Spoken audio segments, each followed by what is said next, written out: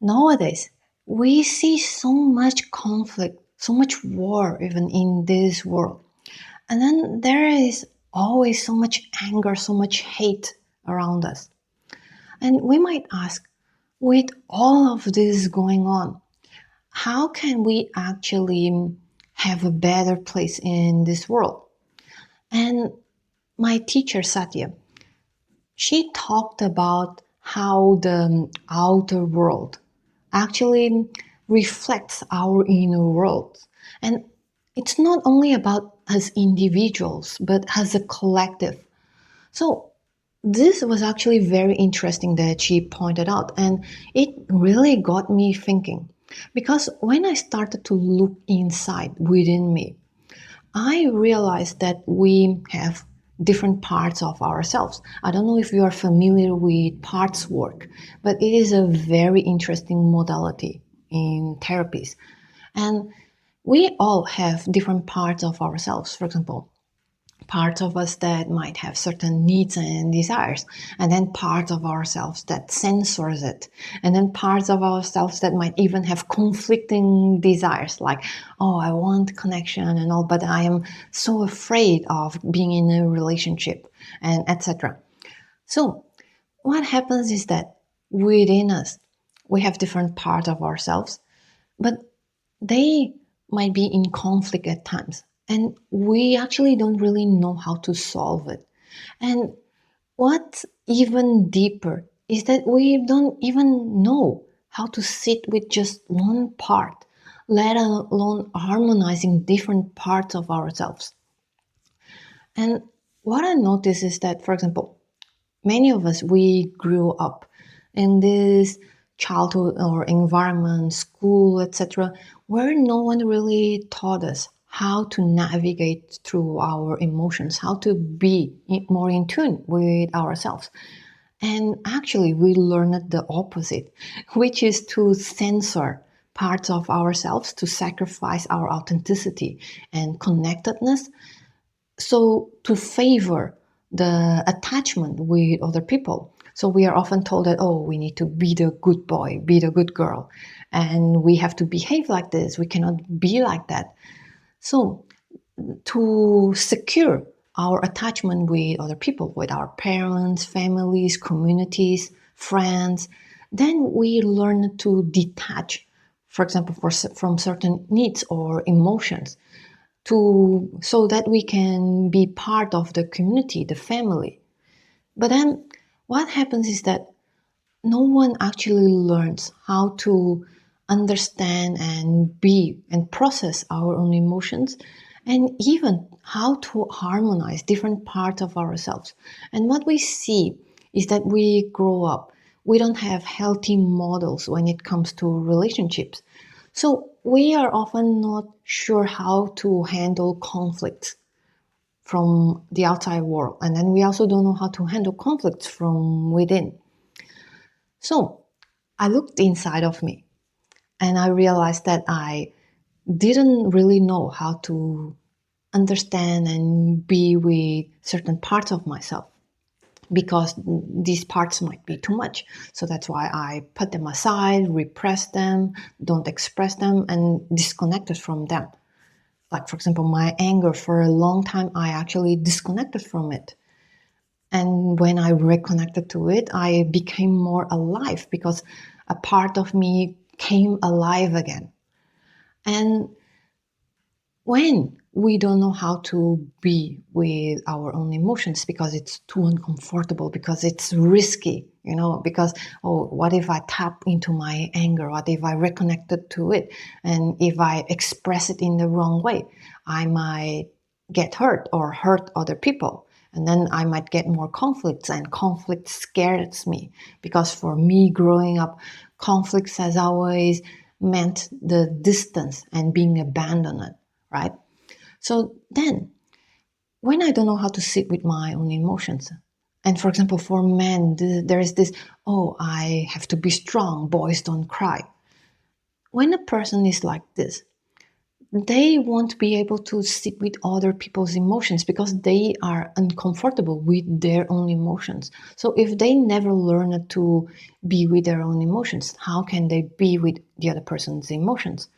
And this actually creates more conflict because if imagine if this man is in a relationship with a woman and a woman tells him that, hey, I'm really sad with what happened because it was really hurtful, then the man feeling her emotions coming to the surface, he already feels this discomfort.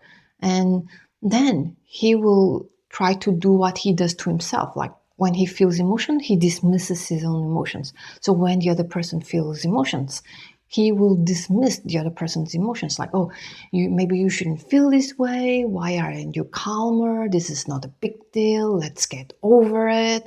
Like all the things that he actually tells himself, he will be telling the other person.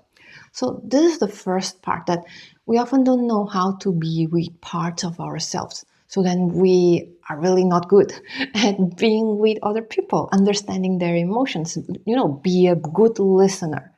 So it screws up our relationships. And then the other part is when we have different parts, like there's this part of me that has all this anger, like feeling upset, well, with the situation, for example. And then there's another part of me like, hey, you shouldn't feel angry. Like, what are you doing? This is not a good emotion. Like, you're screwing up your relationships. Like, dismiss it. But then the other part, like, but hey, I'm angry and etc. Why are you not letting me expressing? Now you see, there are oppositional forces that are butting heads. So, me as a mediator, what do I do? Do I know how to harmonize it? Or is this conflict going to be a snowball? And now I'm really torn internally between really feeling angry and resentful and not allowing myself to express it, right? And you can see this externally in this world. There are lots of oppositional forces, like people with different opinions, people with different values, and they are like butting heads. They are like even at war. And no one knows how to really harmonize it.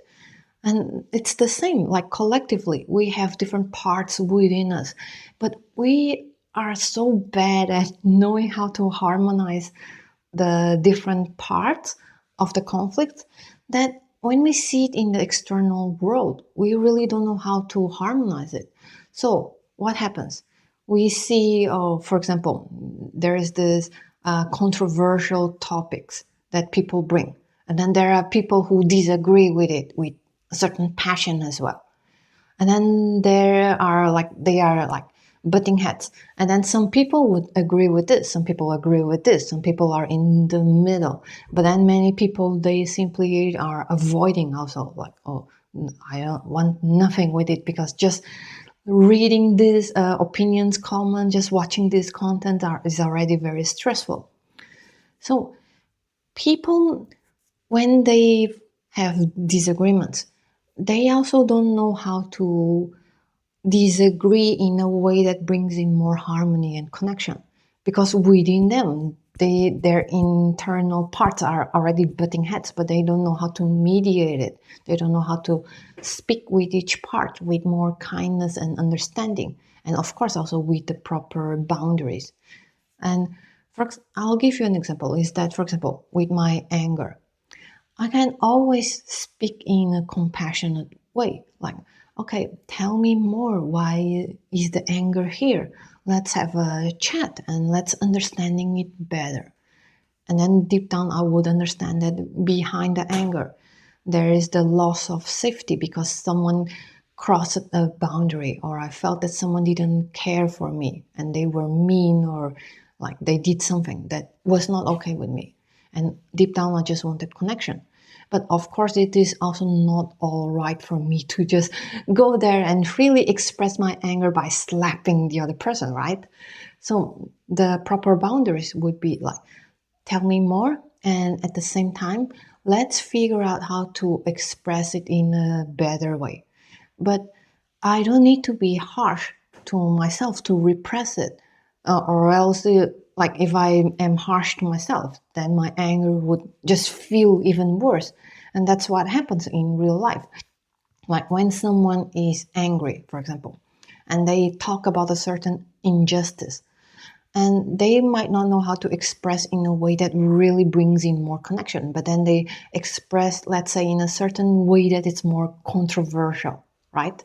And then other people, they are triggered, and then they respond with defensiveness, with criticism, with, oh, you shouldn't be saying things like this, instead of coming from a place of curiosity, instead of, hey, maybe tell me more, but let's talk it in a way that we can understand each other better, right? So we all collectively are often not really knowing how to be with different parts of ourselves and harmonize the inner conflicts. So when we go out in the external world, we are just replicating this pattern like, oh, the other person is upset or angry, or they have certain needs and desires that are a lot very intense for us, and we feel overwhelmed. Then we don't know how to sit with them. We don't know how to be compassionate with them. We are already stressed. And then we don't know how to bridge the gap by having a healthier communication that brings in more connection, understanding, curiosity, and emotional safety. So that's why we are often having so much hard time as a collective to harmonize the differences together. And when I started to really do this kind of inner work, I realized that I've been less judgmental. Like, even if I have judgmental thoughts, because, we have thoughts that are so used to, because we are so used to certain patterns. But then just because I have a thought doesn't mean that I cannot just brush it off. Like, why do I even think like this? For example, imagine I see another woman in a certain very revealing dressing. And because I always heard people criticizing women for dressing how they are, my immediate thought would often be like, oh, this woman is a bit too much, right? But then, of course, this thought is because I'm so conditioned already by hearing this kind of opinions all the time. Doesn't mean that it's really coming from my heart. So I can just brush it off like, oh, okay, this thought is coming up again. It's my neurological wiring that mapped all these things together, mapped the A and B together. So I just brush it off. Maybe the next time my neurons, like associations, will already be weaker and weaker. Doesn't matter. But then I think, wow, this woman is, just being her. There's nothing to think much about it. And I have been feeling less and less judgmental. Like there's really nothing really there that is a big deal. And, we all, as I realized that we all have our own uniqueness, complex inner world within us. And each human is just really complex. Like when you realize the complexity and the beauty and the ugly and the humanness really within you, you will begin to see the humanness in people. Then you will just, okay, it's just another human, nothing to be wow, like why so different here. I mean, their uniqueness is different, but there's not this like, yeah, I don't know how to explain it. And yeah, but it's just normalized, that okay, it's another person, like another beauty and ugly, another, big universe of dualities within. And then to me, when I am more able to sit with my own emotions. Then, whenever other people they feel their own emotions, I realize that I have more bandwidth really with them, because to me, okay, he or she is just having a moment. I feel them. I also understand how hard it can be, because I have done my own inner work, and it can be hard at times, and emotions can be very overwhelming. So it's fine. And then I can also listen, even give a friendly ear. And, and then, yeah, so I don't really feel this worry, this stress. And it's also not so much about me. Like if the other person is venting and having a bad day and all, it's not really about me, and I don't need to really fix it, because in the past I would be like, oh, I need to make the other person feel better and etc. But nowadays it's more like, okay, I can allow them to have the space, and they will also get better by themselves eventually. So I don't need to worry about it. And if the other person ever needs something, they can also tell me. And if it is within my capacity, I can also help them. And if not within my capacity, then I can honor my boundaries and hope that they can find what they need elsewhere. And so my relationship with my own emotions has a huge impact on how I relate with other people's emotions. And when I also am more able to harmonize different parts of myself by learning how to speak and harmonize in ways that brings in more connection and understanding. Now, if the other person is coming at me with a conflict, even if I might still be triggered by worrying, like my nervous system, oh, this might be risky, I still know better, like how to talk to the other person. Like, hey, I see that you're upset. Can you tell me more about it? Help me understand what is going on. And then, really, learning all these mediation skills with the other person so that we can connect better, and I don't feel the need to react or respond as if I am defending myself, or as if I need to fight the other person to have this safety anymore. And I also know that if the other person is really coming at me and not able to mediate together, to work things out together, I can always have the boundary like, hey, right now it's a little bit too intense, so maybe we can take a break first, like maybe 10 minutes, and I go to the bathroom first to pee or whatever, and then we can talk again.